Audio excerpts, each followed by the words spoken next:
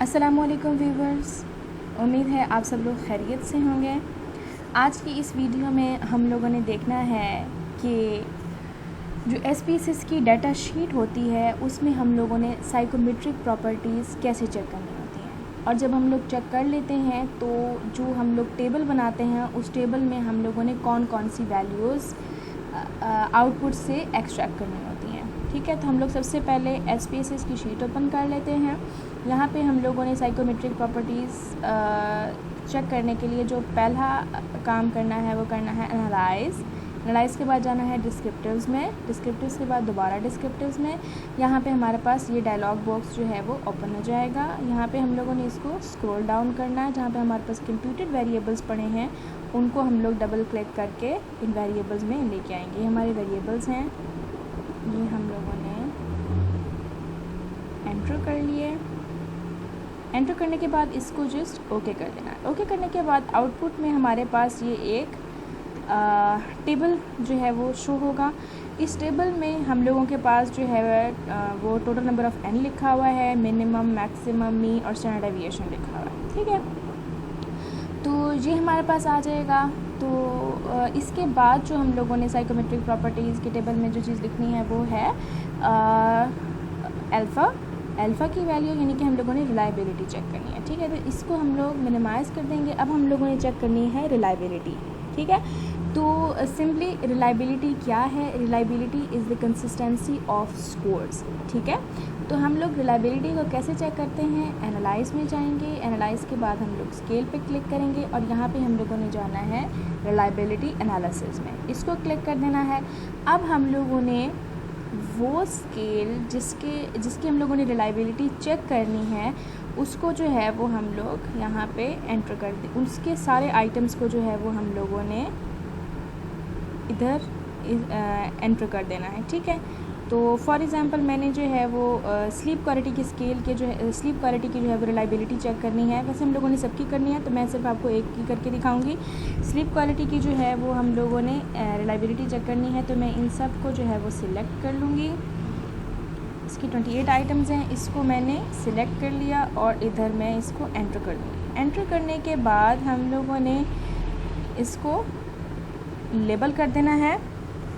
यहाँ पे लेबल करेंगे कि ये स्लीप क्वालिटी की जो है वो रिलायबिलिटी है। ठीक है, स्लीप क्वालिटी, ठीक है, आप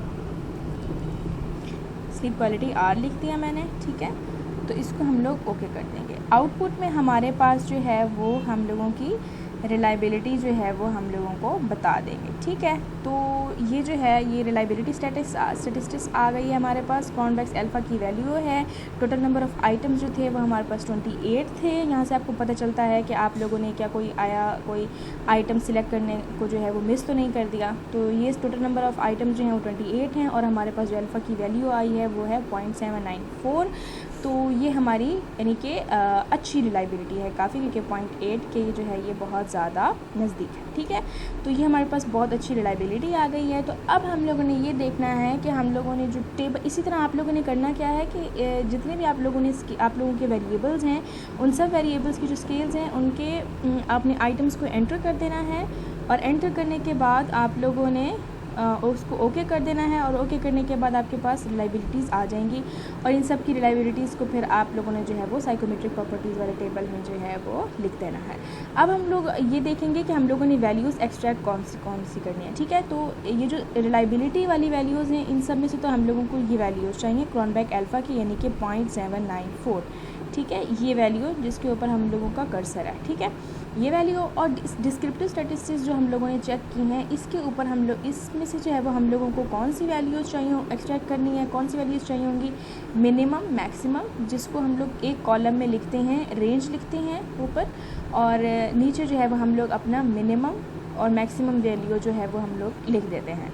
उसके बाद हम लोगों ने मीन की वैल्यू जो है वो एक्सट्रैक्ट करनी है कि 14.38 है डिप्रेशन की, 14.60 है एग्जाइटी की और स्ट्रेस की, इस तरह की ये मीन की वैल्यूज़ चाहिए और स्टैंडर्ड डेविएशन की वैल्यूज़ हम लोगों ने एक्सट्रैक्ट करनी है। और इन चीज़ों से हम लोगों का जो है यानी कि डिस्क्रिप्टिव स्टैटिस्टिक्स और रिलायबिलिटी चेक करने के बाद हम लोगों को जो है वो हम लोगों का साइकोमेट्रिक प्रॉपर्टीज़ का टेबल बन जाएगा, ठीक है। अब एक और चीज़ बताती चलूँ कि ये जो मीन और स्टैंडर्ड डेविएशन की वैल्यूज़ हैं इनको आप लोगों ने 2 डेसिमल तक जो है वो लिखना है और इसको जो है वो राउंड ऑफ कर लेना है आप लोगों ने। जिस तरह 14.38 है तो ये 14.4 हो जाएगा, ठीक है। इसके अलावा एक और चीज़ मैं आपको बता दूं कि अगर आपकी किसी भी स्केल की जो है वो रिलायबिलिटी फॉर एग्ज़ाम्पल कम आ रही है तो उसके लिए आपने क्या करना है कि फॉर एग्ज़ाम्पल हम लोग जो है वो इसको रीसेट कर लेते हैं और हम लोग यहाँ पे सेल्फ़ इस्टीम का जो स्केल है उसको जो है वो उसकी अक्सर जो है वो रिलायबिलिटी कम आ रही होती है, तो हम लोग उसके आइटम्स को जो है, ये रहा हम लोगों का सेल्फ इस्टीम का स्केल। इसके हम लोग देख लेते हैं कि अगर किसी भी स्केल की रिलायबिलिटी कम आ जाती है वो अक्सर रिवर्स कोडिंग की वजह से होती है, तो आप लोगों ने उसको रिवर्स कोड भी कर लेना है, ठीक है। रिवर्स कोड आप लोगों ने अपना ये चेक करना होता है कि आप लोगों के जितने भी स्केल्स हैं उनके रिवर्स जो आइटम्स हैं उनको लाजमी कोडिंग करनी होती है उनकी, ठीक है। तो रिवर्स कोडिंग आपने चेक करनी है, एक उसकी वजह से भी रिलायबिलिटी कम हो रही थी। इसके अलावा जो है वो आप लोगों के कुछ आइटम्स होते हैं वो भी आपकी स्केल की रिलायबिलिटी को जो है वो कम कर रहे होते हैं। तो हम लोग क्या करते हैं, सेल्फ इस्टीम का स्केल जो है वो उसके सारे आइटम्स को एंटर कर देंगे और यहाँ पे हम लोगों ने चेक कर देना है स्केल इफ़ आइटम डिलीटेड, ठीक है। ये आपको नज़र आ रहा है स्केल इफ़ आइटम डिलीटेड, इसको हम लोग कंटिन्यू कर देंगे और हम लोग यहाँ पे जो है वो लिख देते हैं सेल्फ इस्टीम, ठीक है। इसको लेबल कर देते हैं, ओके कर देंगे। अब इसकी रिलायबिलिटी देखिएगा कैसे आ रही है। अब इसकी हम लोगों के पास ये देखें आइटम टोटल स्टैटिस्टिक्स भी हम लोगों के पास आ गई, यानी कि टोटल आइटम पे जो है वो उसकी कितनी रिलायबिलिटी आ रही है और टोटल जो हम लोगों की स्केल की रिलायबिलिटी है वो आइटम 10 आइटम्स पे 0.428 रिलायबिलिटी जो है वो हमारे पास आ रही है। तो हम लोग ये जो चीज़ है, ये जो टेबल है हम लोगों का आइटम टोटल स्टैटिस्टिक्स का, इसमें हम लोग देखेंगे कि कौन से आइटम पे कितनी जो है वो टोटल कोरिलेशन कितना आ रहा है, ठीक है। तो यहाँ पे देखिए जो 1 आइटम है 0.093 है, ये नेगेटिव में आ रहा है और आइटम नंबर 6 जो है ये भी बहुत कम इसका कोरिलेशन आ रहा है और ये इस तरह से। तो हम लोग देख लेते हैं कि जिनकी कम कोरिलेशन आ रहा है उसको हम उन आइटम्स को हम लोग निकाल देते हैं, उन आइटम्स को एक्सक्लूड करके इसकी जो रिलायबिलिटी है उसको कंप्यूट करके देख लेते हैं। तो हम लोगों की जो स्केल की रिलायबिलिटी है वो ज़्यादा हो जाएगी और आपने उस रिलायबिलिटी को लेकर आगे चलना है। तो हम लोग क्या कर लेते हैं कि सेल्फ इस्टीम को जो है वो ये आइटम्स निकाल देते हैं, आइटम नंबर 1, आइटम नंबर 2 और आइटम नंबर 6 को निकाल देते हैं। 1, 2 और 6 को निकाल के हम लोग इसकी रिलायबिलिटी कंप्यूट करते हैं। दोबारा एनालाइज के बाद स्केल के बाद हम लोगों के पास ये आ जाएगा, हम लोगों ने आइटम जो एक्सक्लूड करने थे वो थे 1, आइटम नंबर 1, आइटम नंबर 2 और आइटम नंबर 6। इसको हम लोग दोबारा क्लिक कर देंगे तो हमारे पास अब देखें जो रिलायबिलिटी है अब हमारे पास 0.428 से, ये देखें इस डायलॉग बॉक्स टेबल में 0.543 हो गई है 0.428 से, यानी कि जो वो आइटम्स थे वो हमारी स्केल की जो रिलायबिलिटी है उसको कम कर रहे थे, ठीक है। अब इसके अलावा भी हम लोग एक आइटम अगर रिमूव कर दें, आइटम नंबर 9, तो हम लोगों की जो है वो रिलायबिलिटी ज़्यादा हो जाएगी। तो ये था तरीका साइकोमेट्रिक प्रॉपर्टीज़ को चेक करने का, और अगर किसी भी स्केल की रिलायबिलिटी कम आ रही है तो उसका क्या सोल्यूशन है, ठीक है। तो ये मैंने आपको बता दिया कि हम लोगों ने साइकोमेट्रिक प्रॉपर्टीज़ का जो टेबल है उसमें हम लोगों ने डिस्क्रिप्टिव्स में जाना है, डिस्क्रिप्टिव्स में फिर डिस्क्रिप्टिव्स में जाना है और वहाँ पे हम लोगों ने अपने वेरिएबल्स एंटर करने हैं और ओके कर देना है।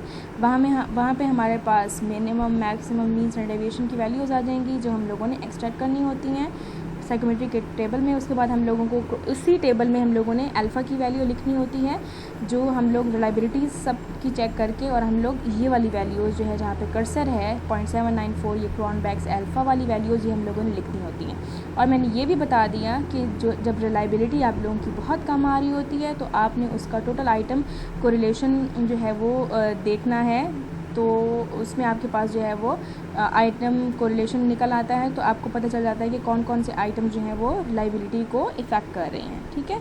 तो उम्मीद है आप लोगों को सारा समझ आ गया होगा, और थैंक यू सो मच।